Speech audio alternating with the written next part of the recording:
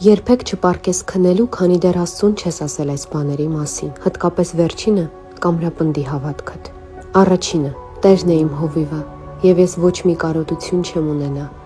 Տերը պահում է ինձ եւ պահպանում է իմ ընտանիքը ամեն տեսակ չարիքից։ Երկրորդը.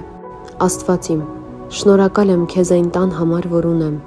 եւ նրա համար, որ ամեն օր բնակվում ես այդ տան մեջ։ Երբ պառկում եմ, ես հանգիստ կարողանում եմ քնել, քանի որ Տիրոջ խաղաղությունն է, որ լցնելով իմ տունը, տալիս է ինձ հանգստություն ու օրհնված գիշեր։ Երրորդը. Ես գիտեմ, որ Աստված հոգ է տանում ինձ համար, ուրեմն մի կողմ եմ դնում ամեն տեսակ անհանգստությունները ու հավատում եմ, որ վաղվա օրը արդեն իսկ պատրաստված է ինձ համար։ Չորրորդը. Աստված իմ, այն ամենը, ինչ արել եմ, ու հաճելի չի երևացել քեզ,